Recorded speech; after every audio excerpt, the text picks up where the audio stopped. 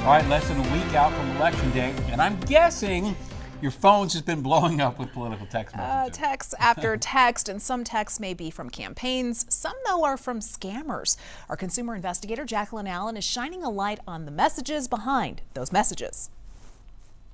I asked people to send me the craziest political texts they've seen this season. We've asked 6 times if you support Kamala Harris, but you never completed the poll. Sad face. If Kamala wins PA, she wins the whole thing. And here's one that says, we are 700% matching all donations. So we started digging into the subtext of all these texts.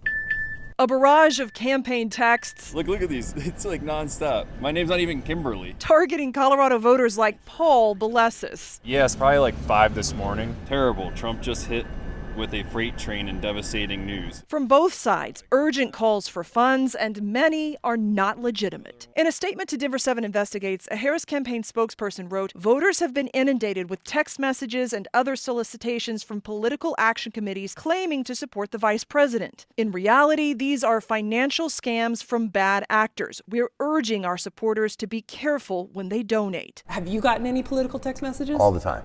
Don't respond. Urgency is the enemy. Mitch Tannenbaum, CEO of Colorado-based cybersecurity, says with the advancement of AI, That looks like that's probably a legitimate campaign message. It's not easy to tell if these texts are from a reputable source or what's known as a scam political action committee. 90% of the money goes to the folks that are fundraising, and 10% of the money goes to the cause. If an organization is legitimate. Coloradans are getting a ton of messages. Allie Belknap with Colorado Common Cause tells me recent state and federal regulations offer some protections against unwanted text, like opting out. Your advice to voters who are being barraged with text messages? To vote early, because these candidate campaigns and these campaigns who are advocating for or against a ballot issue, they only want to be texting folks who haven't voted yet. The FCC says if you're receiving texts you didn't ask for, report them by forwarding the text to 7726 or spam. So don't reply, stop. No. Don't reply at all. No.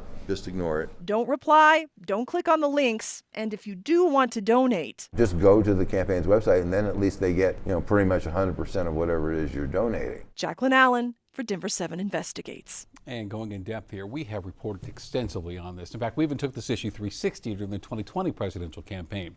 Now, at that time, political campaigns were not required to report how many texts they were sending or the contents of their messages. But the laws have changed since then. So in order to text somebody, it's now a federal requirement under what's called the 10 DLC that organizations register their brand, their campaign type, and how they're using people's information before they text individuals. Now, of course, there's still bad actors skirting the laws. So your best bet, just don't respond to a text from a number you don't recognize.